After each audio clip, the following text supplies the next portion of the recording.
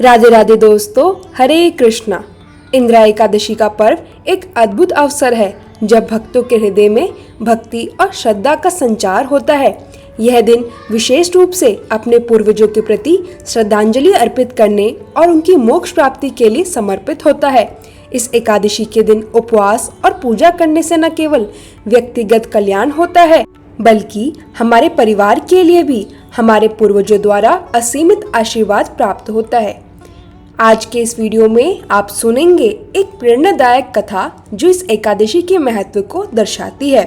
यह कथा एक राजा के त्याग और भक्ति की है जिसने अपने पूर्वजों की आत्मा की शांति के लिए इस पवित्र दिन उपवास रखा। आइए इस कथा के सागर में डूबकर हम सभी अपने जीवन को एक नई प्रेरणा दें। कथा शुभारंभ करने से पहले आप सभी को इंदिरा एकादशी की हार्दिक शुभकामनाएं। एक बार धर्मराज युधिष्ठिर ने भगवान श्री कृष्ण से पूछा, मधुसूदन, कृपया करके मुझे यह बताइए कि आश्विन के कृष्ण पक्ष में कौन सी एकादशी आती है। भगवान श्री कृष्ण ने उत्तर दिया, राजन, आश्विन कृष्ण पक्ष में इंदिरा एकादशी आती है। इस व्रत के प्रभाव से बड़े बड़े पापों का नाश हो जाता है। नीच योनि में पड़े हुए पितरों को भी यह एकादशी मोक्ष दिलाने वाली है। पूर्व समय की बात है, सतयुग में इंद्रसेन नामक राजकुमार थे। वह महिष्मतीपुरी के राजा बनकर धर्मपूर्वक अपनी प्रजा का पालन करते थे। राजा इंद्रसेन भगवान विष्णु के अत्यंत भक्त थे। वह गोविंद के मोक्षदायक नामों का जप करते और अध्यात्म तत्व के चिंतन में संलग्न रहते। एक दिन राजा अपनी राज्य सभा में बैठे थे। इसी बीच देवर्षि नारद आकाश से उतर आए।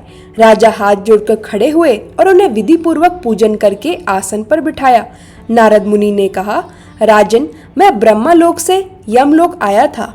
वहां मैंने तुम्हारे पिता को देखा। वह व्रत भंग के दोष से यमलोक में आए थे। उन्होंने कहा है, बेटा, मुझे इंदिरा एकादशी का पुण्य देकर स्वर्ग में भेजो। राजा ने पूछा, भगवान, कृपया करके मुझे इंदिरा एकादशी का व्रत बताइए। किस पक्ष में, किस तिथि को और किस विधि से यह व्रत करना चाहिए। नारद मुनि ने कहा, आश्विन मास के कृष्ण पक्ष की 10वीं तिथि को श्रद्धा युक्त चित्त से प्रातःकाल स्नान करे। मध्याह्न काल में स्नान करके एकाग्रचित्त होकर एक समय भोजन करे। रात्रि में भूमि पर सोएं। निर्मल प्रभात होने पर एकादशी के दिन दातुन करके मुंह धोएं। भक्ति भाव से मंत्र पढ़ते हुए उपवास ग्रहण करें। अग्र स्थित व निराहार सर्वभोग विवृत सर्वो भक्ष पुंडीराक्ष शरणम में भवाचता, अर्थात हे कमल नयन भगवान नारायण, आज मैं सब भोगों से अलग होकर निराहार रहकर कल भोजन करूंगा। हे अच्युत, आप मुझे शरण दे। मध्याह्न काल में पितरों की प्रसन्नता के लिए शालिग्राम शिला के मुसम्मुख विधि पूर्वक श्राद्ध करें। ब्राह्मणों को दक्षिणा देकर भोजन कराएं। पितरों को दिए हुए अन्न में पिंड को सूंघ कर विद्वान पुरुष को गाय खिलाएं। धूप और गंध आदि से भगवान ऋषिकेश का पूजन करें। रात्रि में उनके समीप जागरण करें। सवेरा होने पर द्वादशी के दिन पुनः भक्ति पूर्वक श्रीहरि की पूजा करें।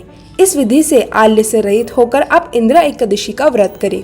इससे आपके पितर भगवान विष्णु के वैकुंठ धाम को चले जाएंगे। राजा इंद्रसेन ने इस विधि से अंतःपुर की रानियों, पुत्रों और वृत्तियों सहित उत्तम व्रत का अनुष्ठान किया। व्रत पूर्ण होने पर आकाश से फूलों की वर्षा हुई। इंद्रसेन के पिता गरुड़ पर आरूढ़ होकर श्री विष्णु धाम को चले गए। राजा इंद्रसेन ने राज्य का संचालन किया और स्वयं स्वर्गलोक को गए। इस प्रकार इंदिरा एकादशी का व्रत का महात्म्य स्पष्ट हुआ। इसे पढ़ने और सुनने से मनुष्य सभी पापों से मुक्त हो जाता है। इंदिरा एकादशी श्राद्ध पक्ष की एकादशी है, इसलिए पितरों का आशीर्वाद पाने के लिए इस दिन पितृ स्तोत्र और पितृ कवच का पाठ भी अवश्य करना चाहिए। मार्कंडेय पुराण में यह वर्णित है, देव पितर और मनुष्य पितर दोनों पूजनीय हैं। पितरों की पूजा से भगवान विष्णु की पूजा होती है। पितृ स्तोत्र का पाठ चतुर्दशी और अमावस्या तथा श्राद्ध पक्ष के दिनों में भी किया जा सकता है। रात के 2:30 बजे एक नगर में एक सेठ नींद से वंचित थे। वे बेचैनी से बिस्तर पर इधर उधर करवट बदल रहे थे। उनके पास नरम और कोमल बिस्तर था, फिर भी मन को शांति नहीं मिली। आखिरकार वे कार लेकर शहर की सड़कों पर निकल पड़े। रास्ते में कान्हा जी का मंदिर दिखाई दिया। उन्होंने वही गाड़ी रोकी और मंदिर में जाकर भगवान के पास बैठकर ध्यान और प्रार्थना की। मंदिर में पहले से ही एक आदमी बैठा था। उसका चेहरा उदासी से भरा था। उसने बताया कि उसकी पत्नी का ऑपरेशन आज होना है और वह गरीब होने के कारण मदद नहीं कर सकता। सेठ ने अपनी जेब के सभी रुपए उस आदमी को दे दिए। उस गरीब व्यक्ति के चेहरे पर विश्वास और चमक लौट आई। भक्ति और सेवा से मन को शांति और संतोष मिला। श्रोताओं, यही है भगवान की भक्ति और उनके प्रति अटूट विश्वास की शक्ति। जो मांगो वही मिल जाता है। हरे कृष्ण। यह थी इंदिरा एकादशी 2025 की कथा। आशा करती हूँ आपको ये वीडियो पसंद आई होगी। वीडियो को लाइक, कमेंट और शेयर करना ना भूलें। तब तक के लिए राधे राधे श्याम।